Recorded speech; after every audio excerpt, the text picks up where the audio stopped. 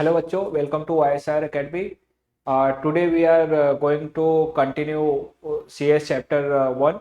Here we are going to talk about microcomputer organization. जैसे कि आप स्क्रीन पे देख सकते हैं, इससे पहले हमने CS1 के generation of micro processor last lecture में बात किया था। First generation, second generation, third generation, fourth generation and fifth generation.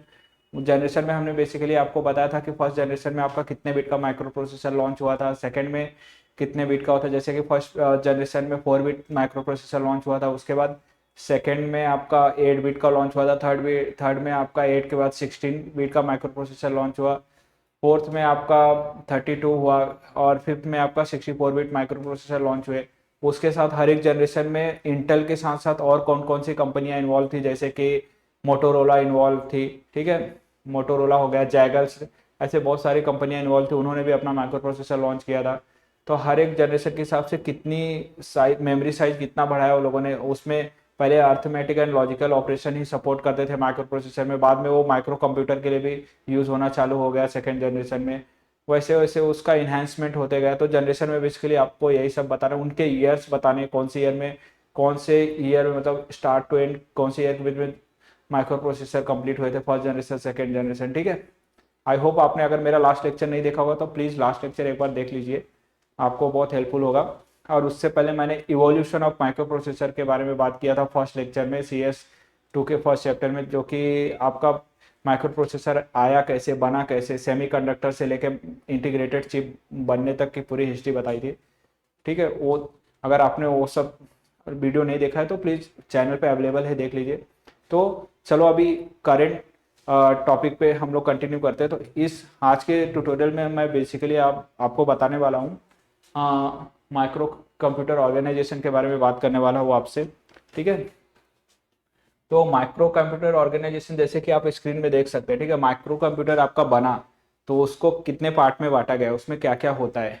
ये जो आपका माइक्रो कंप्यूटर ऑर्गेनाइजेशन है, ये सिर्फ माइक्रो कंप्यूटर में यूज नहीं होता, आपका कोई भी सिस्टम हो, कोई भी कंप्यूटर हो, ये सारी चीज़ें हर एक कंप्यूटर में होता ही होता है, ठीक है। तो एक एक पार्ट्स के बारे में हम लोग बात करते हैं। आप डेली बेसिस पे उसको यूज भी करते हो, आपको समझ जाएगा, वही आपको आंसर में लिखना है। ये आपको एग्जाम में डायग्राम पूछा जा सकता है और इसके एक एक कंपोनेंट्स जो है उसके बारे में छोटा शॉर्ट्स में आपको लिखना है, ठीक है। डिटेल में नहीं, एकदम शॉर्ट में लिखना है वो करता क्या है, ठीक है।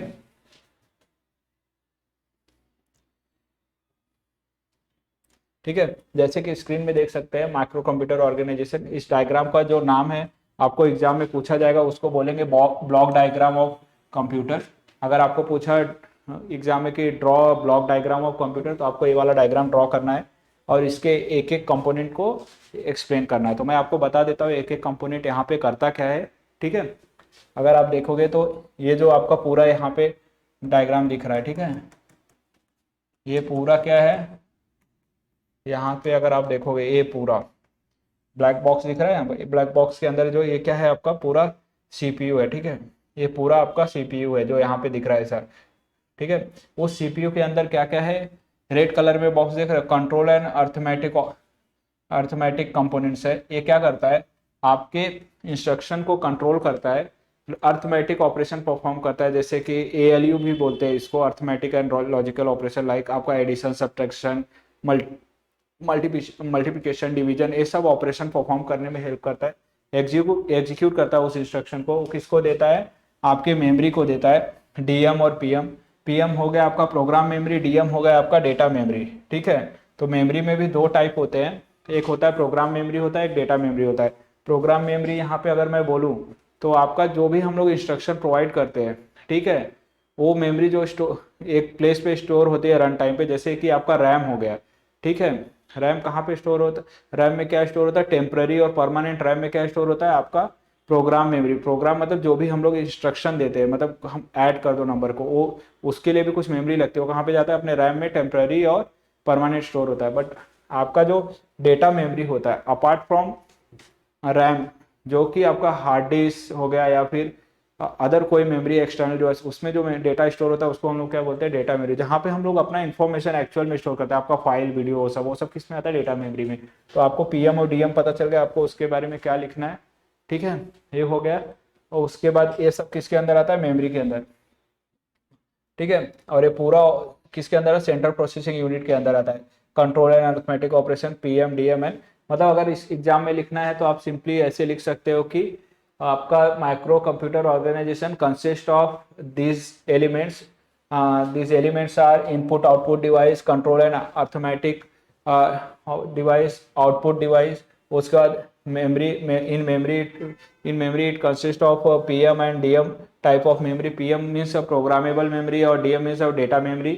तो यहाँ पे अगर देखोगे तो यहाँ पे मैंने बताया है प्रोग्रामेबल मेमोरी और डेटा मेमोरी। ठीक है, इन सबको मिला के आपका क्या बनता है, पूरा सीपीयू बनता है, उसको ही हम लोग बोलते हैं माइक्रो कंप्यूटर ऑर्गेनाइजेशन। ठीक है, इतना आपका क्लियर हो गया। यहाँ पे आपका जो इनपुट डिवाइस है, इनपुट डिवाइस मतलब आपका कीबोर्ड हो गया। कीबोर्ड से जो भी इनपुट डालते हैं हम लोग, वो किसे, जैसे मैंने कीबोर्ड से दो नंबर ऐड किए 1+2=3। ठीक है, ये दोनों नंबर किधर जाएगा, कंट्रोल एंड अरिथमेटिक ऑपरेटर को जाएगा, यूनिट को जाएगा। ठीक है, ये क्या करेगा, इसको प्रोसेस करेगा किस में, पीएम में। पीएम क्या करेगा, वो नंबर को आपके रैम के अंदर डालेगा टेम्पररी, और वो नंबर को प्रोसेस करके आपको सीपीयू जो है वो सीपीयू के थ्रू प्रोसेस हो जाएगा कहाँ पे, आउटपुट डिवाइस में। आउटपुट डिवाइस क्या हो गया आपका, मॉनिटर। ठीक है, यहाँ पे मॉनिटर पे आपको 1+2 का एडिशन दिख जाएगा 3। ठीक है, इस तरह से आपका जो मेमोरी है, माइक्रो प्रोसेसर है, इस तरह से आपका माइक्रो कंप्यूटर प्रोसेस करता है आपके इनपुट को और आउटपुट को। तो ये पूरा हो गया micro computer organisation. Current time में मतलब अभी एकदम बेसिक, क्योंकि जब भी आपका 8085 लॉन्च हुआ था उस टाइम पे बेसिक ऑपरेशन ही परफॉर्म होते थे। उस टाइम पे आपके यूआई नहीं होते थे इतना कि मतलब आप वर्चुअल कीबोर्ड जनरेट कर लो, आप बोलो एलेक्सा सीरी की नंबर ऐड कर दो, मतलब एआई वगैरह कुछ नहीं था उस टाइम पे। तो आपको इस तरह से डेटा इनपुट डालना पड़ता है, सिर्फ व्हाइट एंड ब्लैक स्क्रीन पे ऑपरेशंस होते थे। आपका कैलकुलेटर आज के टाइम में भी उसमें इतना यूआई नहीं है, आपको नंबर्स ऐड करने पड़ते, तो आपको स्क्रीन पे छोटा सा जो स्क्रीन था उस पर नंबर ऐड होके दे, वहाँ पे भी एक माइक्रो प्रोसेसर यूज होता है पुराना। ठीक है, तो आप माइक्रो कंप्यूटर ऑर्गेनाइजेशन में लिख दोगे, आपको ये कंपोनेंट्स बताने हैं पूरे, input output device, control and arithmetic unit, memory में पीएम एंड डीएम यूनिट, और ये पूरा मिला के आपका क्या बनता है, सीपीयू। ठीक है, पीएम को हम लोग बोलते हैं प्रोग्राम मेमोरी, डीएम को हम लोग बोलते हैं डेटा मेमोरी। ठीक है, ये सबको मिला के क्या बनता है, ब्लॉक डायग्राम ऑफ कंप्यूटर। ठीक है, ये आपको याद रहेगा, बहुत सिंपल है, एग्जाम में पूछ सकते हैं, ईजी है, आप लोग लिख लोगे। ठीक है, चलो फिर नेक्स्ट टॉपिक की ओर बढ़ते हैं।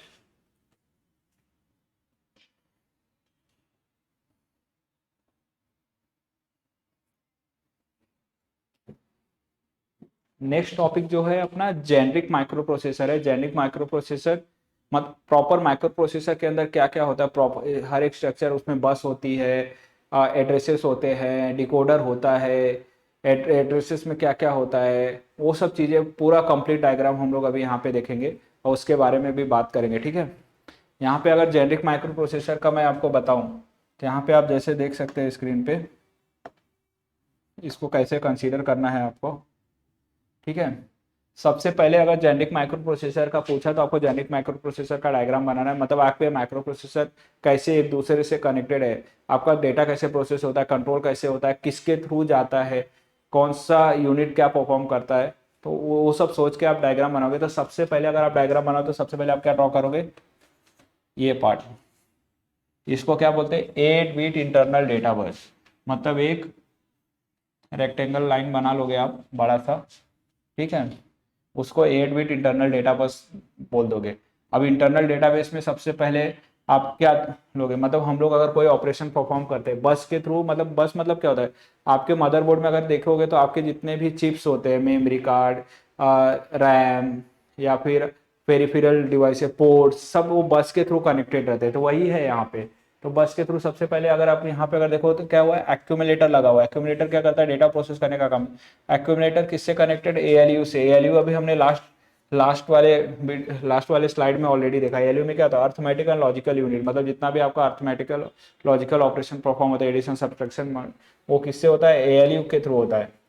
और यहाँ पे एएलयू के साथ क्या है, टेम्पररी रजिस्टर है। ठीक है, रजिस्टर क्या होता है, 8 बिट का रजिस्टर होता है। 8 बिट रजिस्टर हेल्प करता है आपका अगर जैसे माइक्रो प्रोसेसर कितने बिट का डेटा प्रोसेस कर सकता है, 8 बिट, बट आप किसी ऐसे कंप्यूटर में कनेक्ट कर रहे हो जो 16 बिट का माइक्रो प्रोसेसर, बट रजिस्टर क्या करेगा, उसको ऑटोमेटिकली इंटरनली कन्वर्ट करके 8 बिट में आपका डेटा प्रोसेस करने में हेल्प करेगा। और उसके बाद डेटा प्रोसेस होने के बाद फ्लैग्स के थ्रू, मतलब जो कैरी करते हैं हम लोग, एडिशन हुआ सब्सट्रैक्शन, उसको कैरी होता है, वो किसको पास होता है, फ्लैग के थ्रू पास होता है, मतलब ऑन ऑफ। तो वो किसको पास होता है, फ्लैग के थ्रू, किसको, इंटरनल बस को पास हो जाता है। तो यहाँ पे अगर देखोगे इंटरनल बस को ये पास हो गया है टेम्पररी रजिस्टर में थ्रू, एक्यूमुलेटर इन दोनों को कंट्रोल कर लिया, एएलयू को। और इसके बाद इसमें क्या हुआ, इंटरनल बस किससे कनेक्ट होते हैं, रजिस्टर से। रजिस्टर मैंने रजिस्टर आपको ऑलरेडी बता दिया क्या करता है। रजिस्टर क्या करता है, आपका रजिस्टर जो होता है, ठीक है, रजिस्टर आपके इंस्ट्रक्शन को कंट्रोल करता है। लाइक कितने बिट का प्रोसेसर है, 8 बिट, 16 बिट, अगर 16 to 8 है या 8 to 16 है, तो उसको कन्वर्ट करके प्रॉपर प्रोसेस करने का काम कौन करता है, रजिस्टर। उसमें होता है इंस्ट्रक्शन डिकोडर। इंस्ट्रक्शन डिकोडर क्या करता है आपका, इंस्ट्रक्शन डिकोडर करे, मतलब यहाँ पे हम लोग डायग्राम में, तो आपको डायग्राम भी याद रखना है, मैं इसके बारे में तो आपको वैसे भी बता दूंगा कौन सा क्या करता है। आपने एक ड्रॉ कर लिया, सबसे पहले 8 bit internal data bus draw कर लिया। 8 bit internal data bus draw करने के बाद आपको बताना है एक्यूमुलेटर। एक्यूमुलेटर किससे कनेक्ट होता है, आपका अर्थमेटिक एंड लॉजिकल यूनिट से कनेक्ट होता है, जो आपका एडिशन सब्सट्रैक्शन ये सब परफॉर्म करने में हेल्प करता है उसमें। और वो किसको पास करता है, फ्लैग को। फ्लैग वापस बाई डायरेक्शनल किसको पास करता है, इंटरनल डेटा बस को पास करता है। बाकी डेटा बस जो है आपस में कनेक्टेड रहता है, किससे किससे, इंटरप्ट कंट्रोल से, इंस्ट्रक्शन रजिस्टर से, और control serial input output control से कनेक्टेड रहता है आपका डेटा बस। तो आपको basically data bus, internal data bus किस किस से कन्वर्ट कनेक्टेड है, एक डायग्राम बनाया, क्लाइंट बनाया, उसमें इंटरनल डेटा बस लगा, और वो किससे किससे कनेक्टेड है, इंटरप्ट कंट्रोल से कनेक्टेड है, रजिस्टर से कनेक्टेड है, आपके कंट्रोल यूनिट से कनेक्ट है, इनपुट आउटपुट, और उसमें एक्यूमुलेटर, टेम्परेरी रजिस्टर और फ्लैग, 1 2 3 4 5 6, ये 6 चीज़ों से आपका इंटरनल बस डेटा बस कनेक्टेड है। वो 6 चीज़ें क्या है आपका, पहला इंटरप्ट कंट्रोल है, ठीक है, दूसरा आप याद रख सकते हो रजिस्टर है, इंस्ट्रक्शन रजिस्टर, तीसरा आपका control serial input output control है, ठीक है, उसके बाद चौथा एक्यूमुलेटर है, पांचवा टेम्पररी रजिस्टर है, 6 क्या है, फ्लैग। तो ऐसे आप नाम याद रख सकते हो। तो आपका ऑलमोस्ट मतलब हाफ ऑफ द डायग्राम ऐसे ही ड्रॉ हो जाएगा, मतलब मेजर पार्ट आपने ऐसे ही ड्रॉ कर लिया। अभी वही बस आगे जाके किस चीजों से कनेक्ट होता है, ठीक है। अगर इंस्ट्रक्शन डिकोडर है, मतलब जो आपने इंस्ट्रक्शन दिया कंप्यूटर को, वो डिकोड करेगा कंप्यूटर के फॉर्म में, मतलब मैंने 2 नंबर दिए तो कंप्यूटर के फॉर्म में, मतलब बाइनरी नंबर में डिकोड करेगा। डिकोड करने के बाद वो किसको पास करेगा, इंस्ट्रक्शन डिकोडर इसको पास करेगा टाइमिंग एंड कंट्रोल सर्किट को। टाइम एंड कंट्रोल सर्किट क्या करता है कि अगर जैसे आपके मल्टीपल ऑपरेशन परफॉर्म हो रहे हैं, तो कौन से टाइम पे कौन सा इंस्ट्रक्शन एग्जीक्यूट करना है, कब आउटपुट देना है, किसको देना है, ये काम कौन करता है, आपका टाइमिंग एंड कंट्रोल सर्किट करता है, ठीक है। तो इंस्ट्रक्शन डिकोडर आपका क्या करेगा, इसके अंदर इंफॉर्मेशन पास कर देगा, ठीक है। अब इसके अंदर टाइमिंग एंड कंट्रोल यूनिट के अंदर आपको अगर देखोगे तो इस पे क्लॉक आउट होता है, रेडी, WRL, अलग अलग ऑपरेशन होते हैं, अलग अलग इसमें होल्ड, रीसेट, ऐसे बहुत सारे होते हैं। यहाँ पे तो कम दिया है, बट एक्चुअल में उसके जो ऑपरेंड्स बोलते हैं हम लोग इसको, मल्टीपल टाइप के ऑपरेशन परफॉर्म करना, तो वो कौन कंट्रोल करता है, टाइमिंग एंड कंट्रोल यूनिट करता है। तो आपको यहाँ पे मेन मेन जो ब्लॉक है टाइमिंग एंड कंट्रोल यूनिट, तो आपको याद रखना है। अगर मैं रजिस्टर आपको याद रहेगा, मतलब 8 बिट इंटरनल डेटा बस से कनेक्टेड 6 कंपोनेंट है, 6 कंपोनेंट्स में से एक रजिस्टर है, इंस्ट्रक्शन रजिस्टर है, और उसी रजिस्टर को डिकोड करता है, वो कौन करता है, डिकोडर करता है। और डिकोडर को कौन कंट्रोल करता है, डेटा को, timing and control unit, control circuit. तो आपको ये सर्किट भी याद रहेगा, ठीक है, ये हो गया। उसी के साथ अगर हम लोग आगे बढ़े, तो यहाँ पे जो आपका बस है, data bus, 8 bit internal data bus है, वो किससे कनेक्टेड है, अगर आप वो देखोगे तो सबसे पहले वो बाई डायरेक्शनल किससे कनेक्टेड है, डेटा एंड एड्रेस बफर से, ठीक है। और यहाँ पे रजिस्टर सिलेक्ट किया, कौन सा रजिस्टर है, हमें नंबर दिया, कौन सा रजिस्टर सिलेक्ट करना है, और एड्रेस बफर, दोनों side data and address buffer है, एड्रेस बफर है, दोनों चीज से कनेक्टेड है आपका रजिस्टर सिलेक्शन, ठीक है। तो आपको यहाँ पे सीधा याद रखना है बफर, एड्रेस, एड्रेस रजिस्टर बोल सकते हो। एड्रेस रजिस्टर में 2 टाइप के होते हैं, एड्रेस बस होता है और डेटा बस होता है। एड्रेस बस जो होता है आपका स्टार्ट होता है, यहाँ पे देखोगे ए हो गया एड्रेस, ए हो गया डेटा, दोनों कनेक्ट कितने से स्टार्ट, 0 से लेके एड्रेस और डेटा 7 तक, मतलब एड्रेस बस जो है, एड्रेस डेटा बस जो है 0 टू एड्रेस डेटा बस 7 तक यहाँ पे नंबर आ जाते हैं आपका किसमें, डेटा एंड एड्रेस बफर के अंदर। और एड्रेस बफर में क्या होता है, एड्रेस बस जो है आपका, इसमें डेटा नहीं है, तो एड्रेस बस जो स्टार्ट होता है A8 से 815 तक। ये आपको जब मैं पिन डायग्राम बताऊंगा, जो कि एक आपका बहुत ही इंपॉर्टेंट टॉपिक है फर्स्ट चैप्टर का, वो पिन डायग्राम पूरा जो जितने पिन होते हैं उसमें ये वाला पार्ट, ये एड्रेस बस और एड्रेस डेटा बस, आपको अगर अभी ये याद रहेगा तो उस पिन में भी अगर आप देखोगे पूरा डायग्राम, हम लोग ऐसा एक पिन डायग्राम जब बनाएंगे वहां पे ऐसा ऐसा, तो उसमें आपका एड्रेस बस और एड्रेस डेटा बस आ जाएगा। वहां पे AD0 यहाँ से स्टार्ट होगा, ठीक है, फिर AD188 तक यहाँ पे हो जाएगा, और एड्रेस बस जो है A8 से 15 यहाँ पे हो जाएगा, A8 से A15, ठीक है। तो ये अगर ये आपको ये याद रहेगा कि डेटा बस में कितने रजिस्टर होते हैं, मतलब डेटा एंड बस, तो combination of data and address bus का क्या होता है, AD। और सिर्फ एड्रेस बस को क्या बोलते हैं हम लोग, एड्रेस बस A, ठीक है। एड्रेस बस में क्या होता है, आपका डेटा कैसे फ्लो में जाएगा वो सब चीजें किसमें रहता है, एड्रेस बस के थ्रू होता है, ठीक है। तो आई होप आपको इतना अगर समझ में आ गया, तो आपको नेक्स्ट जो डायग्राम आपका वो डायग्राम का भी 20% काम हो गया आपका एड्रेस चिप का, ठीक है। माइक्रो प्रोसेसर जो चिप होता है उसका आधे से ज्यादा काम आपका यही हो गया, और ये डायग्राम भी आपको अच्छे से याद रहेगा, ठीक है। ये डायग्राम में इतना हो गया, एड्रेस बस हो गए, एड्रेस बस और एड्रेस डेटा बस हो गए। जैसे कि मैंने आपको पीछे भी बताया था, एड्रेस डेटा बस मतलब, डेटा बस मतलब आपके डेटा को कंट्रोल करना, एड्रेस बस आपके इंस्ट्रक्शन को टेम्पररी पास करना, मतलब एक बस के थ्रू जब जब भी आपका रिक्वेस्ट आएगा, ठीक है। यहाँ पे उसके बाद क्या है, कंट्रोल यूनिट है, सीरियल इनपुट आउटपुट कंट्रोल है, SID और SOD है जो आपको आउटपुट देता है। तो आपको ये डायग्राम में बेसिकली क्या क्या याद रखना है, generic processor, generic micro processor के अंदर एक 8 बीट का इंटरनल डेटा बस होता है, ठीक है। 8 बीट का यहाँ पे 8 बीट का इंटरनल डेटा बस होता है, जो कि आपको एक रेक्टेंगल बना लेना है, उसमें डाल देना है, ठीक है।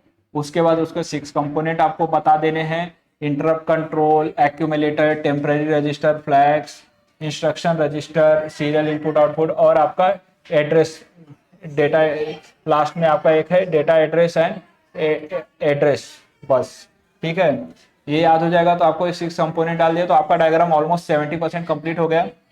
उसके बाद इसमें जो अदर पार्ट्स होते हैं, इन तीनों को कनेक्ट कौन करता है, ALU कनेक्ट करते हैं। जो आपका 4th 5th एंड 6th है, एक्यूमुलेटर, टेम्पररी रजिस्टर्ड और फ्लैग, जो कि आपके डेटाबेस से कनेक्टेड है, इसको ये कौन कंट्रोल करता है, आपका ALU, arithmetic and logical unit. Instruction register किससे कनेक्टेड, इंस्ट्रक्शन डिकोडर जो आपके डेटा को डिकोड करता है कंप्यूटर के लैंग्वेज में, फिर वो किससे कनेक्टेड है, टाइमिंग एंड कंट्रोल सर्किट से, जो आपको आउटपुट प्रोवाइड करता है, ठीक है। तो आई होप इतना अगर आप याद रखोगे तो आप 100% ये डायग्राम एकदम इजीली बना लोगे, ठीक है। इसमें कोई डाउट है तो प्लीज कमेंट करके बताइए, ठीक है। अभी ये एक एक कंपोनेंट्स के बारे में हम लोग जान लेते हैं, यहाँ पे मैंने ऑलरेडी डाला है तो आपको बता देता हूँ, थोड़ा थियरी भी इंपॉर्टेंट है, तो आप एक बार थियरी पार्ट भी देख लीजिए यहाँ पे, ठीक है। जेनरिक माइक्रो प्रोसेसर में अर्थमेटिक एंड लॉजिकल यूनिट होता है, ALU, जो मैंने यहाँ पे आपको दिखाया, ALU यहाँ पे है, ठीक है। ALU क्या होता है, 8 बीट का यूनिट है, where arithmetic and logical operation carried out, ठीक है। जैसे 8 बीट का यूनिट होता है, ठीक है, और वो क्या करता है, आपका अर्थमेटिक एंड लॉजिकल ऑपरेटर, मतलब एंड, नॉर, और उसके बाद एडिशन, सब्ट्रैक्शन, मल्टीप्लिकेशन, वो सब ऑपरेशन हैंडल करता है, सिंपल, ठीक है। उसके बाद क्या होता है, रजिस्टर्स, रजिस्टर में क्या होता है, एक्यूमुलेटर, एक्यूमुलेटर भी 8 बीट का, रजिस्टर के अंदर एक्यूमुलेटर होता है कितना, 8 बीट का। तो यहाँ पे देखा आपने, इंस्ट्रक्शन रजिस्टर है, ठीक है, इंटरनल डेटा बस है, यहाँ पे 8 बीट का, ये जो एक्यूमुलेटर दिख रहा है आपको यहाँ पे, ठीक है, ये एक्यूमुलेटर कितना है, 8 बीट का। ये क्या करता है, एक्यूमुलेटर मेन रजिस्टर होता है, use to store result of arithmetic and logical operations, मतलब अर्थमेटिक लॉजिकल जो भी आपको इनपुट मिलता है यहाँ से, ठीक है, डेटा बस को इनपुट मिला, वो डेटा बस से जो भी इनपुट मिला उसको कैरी कौन करता है, एक्यूमुलेटर। मैंने आपको बताया एक्यूमुलेटर आपके ऑपरेशन को आगे कैरी कराता है, ठीक है। और वो किसको पास करता है, आपके अर्थमेटिक एंड लॉजिकल ऑपरेटर, मतलब मेन रजिस्टर है, रजिस्टर के थ्रू ही आपके जितने भी है फॉर द रिजल्ट, जो भी आपका अर्थमेटिक एंड ऑपरेशन में जो भी एडिशन सब्ट्रैक्शन मल्टीप्लिकेशन होता है उसका जो रिजल्ट आता है वो कौन स्टोर करके रखता है, आपका एक्यूमुलेटर स्टोर करके रखता है और वो आगे फिर पास करता है इसके। ठीक है, उसके बाद जनरल पर्पस रजिस्टर में अगर हम लोग देखें, रजिस्टर और भी टाइप होते हैं। रजिस्टर्स में अगर देखें तो 20, ये आपको याद रखना है,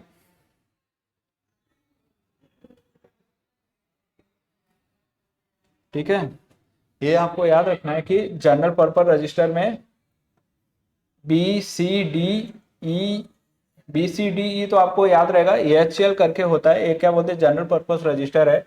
8 बिट के रजिस्टर होते हैं एंड टेम्पररी रजिस्टर होते हैं। ठीक है, 8 बिट के रजिस्टर होते हैं, इसमें कुछ टेम्पररी रजिस्टर भी होते हैं, कुछ परमानेंट रजिस्टर भी होते हैं। रजिस्टर का काम ही यही है कि आपके रिजल्ट को स्टोर करना टेम्पररी और परमानेंटली, किधर, रैम में। रजिस्टर के थ्रू ही आपका जो है डेटा स्टोर होता है रैम में, ठीक है, और आपके हार्ड डिस्क में।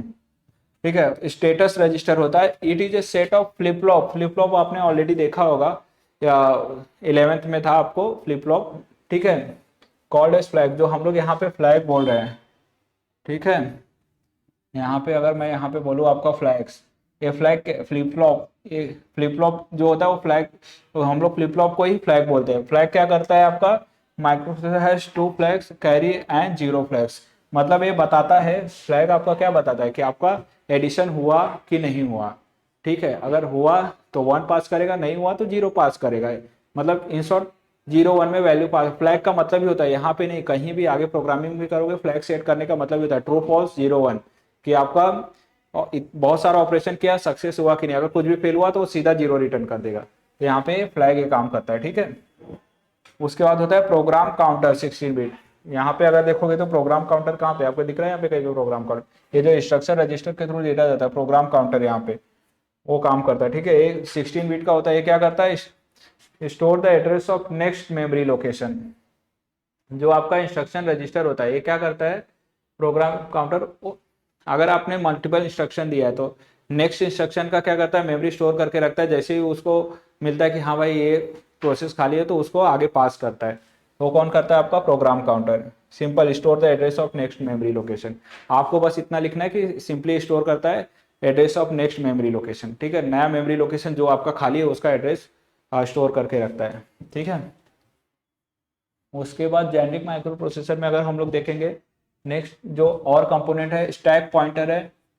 स्टैक पॉइंटर किसके अंदर आता है, आपका रजिस्टर के अंदर ही आता है। मतलब इतना जब भी जो हम लोग डिस्कस कर रहे हैं, एक्यूमुलेटर, जेनेरिक पर्पस रजिस्टर में register B C D E H, ये सब रजिस्टर है। Status register, program counter 16 bit, stack pointer. Stack pointer मतलब मेमोरी में आपका एक बकेट है, बकेट के अंदर, लाइक मैंने आपको लास्ट लेक्चर में एक एग्जांपल दिया था, लाइब्रेरी होता है, लाइब्रेरी में हर एक टाइप के बुक्स लिखे होते हैं, तो हर एक के लिए अलग अलग बनाया रहता है कि मतलब इस, अगर आपका फिजिक्स के बुक्स है या मतलब क्लास 12 के बुक्स ए लाइन में रहेंगे, क्लास 11 के इसमें, और मैथ्स वाले सारे सेक्शन इधर रहेंगे, तो उस हिसाब से वही आपका स्टैक पॉइंटर है जो कि मेमोरी के अंदर होता है कि आपका डेटा कैसे रखना है मेमोरी में। ठीक है, एड्रेस और मतलब हर एक चीज आपका जो एक वेरिएबल भी डिक्लेयर करते हो या आप भी कुछ स्टोर करते हो, उसका जो मेमोरी कहीं पे तो स्टोर होता है तो उसका एक एड्रेस होता होगा ना मेमोरी में, कहाँ रखा है, कौन से पते पे है भाई, तो वो कौन, मैंने वो स्टैक में होता है मेमोरी के अंदर। ठीक है, ताकि वो इजिली ग्रैब कर ले, जब भी आप उसको क्लिक करो मुझे आउटपुट चाहिए इसका, तो वहाँ उस मेमोरी एड्रेस से डेटा उठा ले फटक से। उसके बाद क्या होता है, इंस्ट्रक्शन रजिस्टर। ठीक है, इंस्ट्रक्शन रजिस्टर मतलब 8 bit the first byte of the instruction is located in this page. Instruction register मतलब सिंपल है कि जो भी हम लोग इनपुट डालते हैं, इंस्ट्रक्शन देते हैं कि हमको 2 नंबर ऐड करना है, 4 नंबर ऐड करना, सब्ट्रैक्ट करना है, तो फर्स्ट टाइम जो डेटा स्टोर होता है वो किस में जाता है, इंस्ट्रक्शन रजिस्टर के अंदर ही लोड होता है। ठीक है, अब उसके बाद होता है आपका रजिस्टर में इंस्ट्रक्शन डिकोडर होता है, यहाँ पे आपने देखा होगा, ये है instruction decoder, instruction register, instruction decoder. आपके ऑलरेडी मैंने बता दिया है, फिर भी यहाँ पे सेम वही चीज़ लिखा हुआ है यहाँ पे इंस्ट्रक्शन डिकोडर में। इंस्ट्रक्शन डिकोडर बेसिकली क्या करता है, आपके इनपुट को डिकोड करता है कंप्यूटर के लैंग्वेज में, ताकि आगे जाके कंप्यूटर आपका माइक्रो प्रोसेसर जो आपका डेटा प्रोसेस कर सके। ठीक है, बाइनरी फॉर्म में कन्वर्ट करके देता है, डिकोड करके देता है। ठीक है,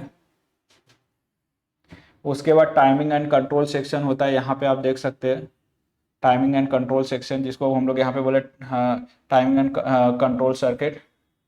ठीक है, टाइमिंग एंड कंट्रोल सेक्शन होता है जो आपका इंस्ट्रक्शन कब कंप्लीट करना है और कब आउटपुट देना है उसको कंट्रोल करना किस कंपोनेंट के थ्रू होता है, टाइमिंग एंड कंट्रोल कंपोनेंट के थ्रू होता है।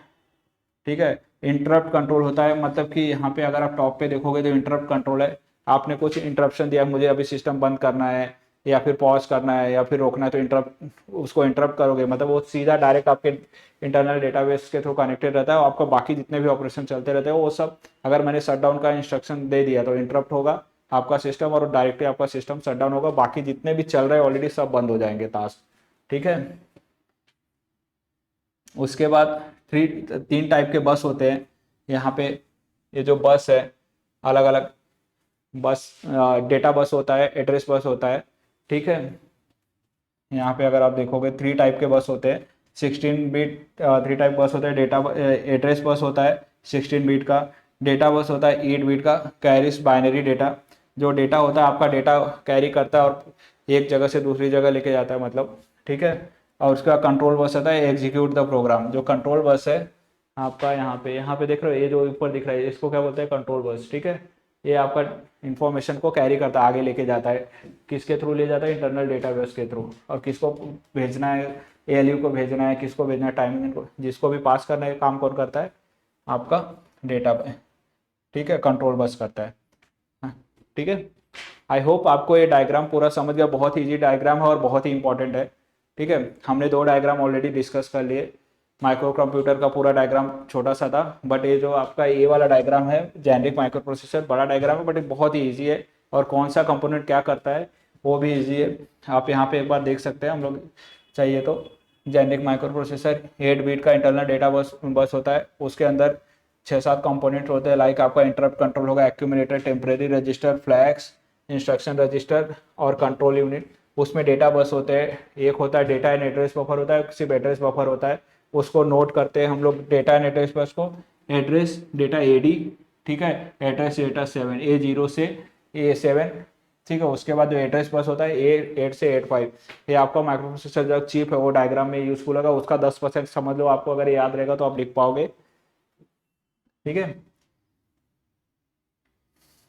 इसमें कोई डाउट है आपको अभी तक तो आप मुझे पूछ सकते हैं स्टेप पॉइंटर क्या होता है। ठीक है। तो अभी हमने क्या क्या देखा, माइक्रो कंप्यूटर का और माइक्रो कंप्यूटर ऑर्गेनाइजेशन का डायग्राम देखा, जो कि बहुत ही सिंपल था। उसमें गिन के कंपोनेंट थे, इनपुट आउटपुट डिवाइस था, कंट्रोल एंड अरिथमेटिक यूनिट था, पीएमडीएम था, मेमोरी के जो पार्ट है, प्रोग्राम मेमोरी और डेटा मेमोरी, वो सब जो पूरा कंबाइन करके क्या बनता है, आपका सेंट्रल प्रोसेसिंग यूनिट बनता है। ये डायग्राम को हम लोग क्या बोलते हैं, ब्लॉक डायग्राम ऑफ कंप्यूटर। ठीक है। हर एक कंप्यूटर में इतनी चीज़ें होती ही होती है। ठीक है। उसके बाद हमने देखा जेनेरिक माइक्रो प्रोसेसर देखा। जेनेरिक माइक्रो प्रोसेसर में आपको पूरा डायग्राम एक्सप्लेन किया। और उसके बाद जेनेरिक माइक्रो प्रोसेसर के जो पार्ट्स है, लाइक अर्थमेटिक लॉजिक यूनिट क्या होता है, रजिस्टर क्या होता है, रजिस्टर में एक्यूमुलेटर क्या करता है, जनरल पर्पज रजिस्टर क्या है, लाइक रजिस्टर BCDEHL 8 बिट का है, टेम्पररी आपका डेटा स्टोर करके रखता है, स्टेटस रजिस्टर और प्रोग्राम काउंटर 16 बिट, उसका stack pointer, instruction register, instruction decoder, और उसके बाद टाइमिंग एंड कंट्रोल सेक्शन जो कि आपका जेनेरिक माइक्रो प्रोसेसर का ही पार्ट है। ठीक है। उसके बाद 3 टाइप ऑफ बस है, कौन कौन से, एड्रेस बस है, डेटा बस है, कंट्रोल बस है। तो आपको ये सब पॉइंट नोट करके एग्जाम में एक्सप्लेन करना है। ठीक है। इतना आप इजीली कर पाओगे। इसमें कोई डाउट है तो प्लीज़ कमेंट करके बताइए। मैं अगर फास्ट जा रहा हूँ तो कमेंट करके बताइए ताकि मैं आपको स्लोली समझा सकूँ, क्योंकि ये बहुत ही सिंपल है, इसलिए मैं आपको एकदम सिंपल तरीके से कितने कंपोनेंट्स ऐड करने हैं, क्या करता है, इतना बताना है एकदम। बाकी इसके अलावा अभी एकदम डिटेल में नहीं चाहिए और मैं आपको इतना डेप्थ में भी नहीं बता रहा हूँ, क्योंकि आपको 12th में बस इतना पता होना चाहिए कि एक जेनेरिक माइक्रो प्रोसेसर कैसा होता है, उसमें क्या क्या कंपोनेंट्स होते हैं और कंपोनेंट्स का शॉर्ट में वो करता क्या है, बस। ठीक है। इतना डिटेल में नहीं जाना है आपको। ओके। आई होप आपको ये पसंद आएगा। अगर पसंद आया तो चैनल और वीडियो को लाइक कर दीजिए और ज़्यादा से ज़्यादा अपने दोस्तों में शेयर कर दीजिए। Thank you for watching.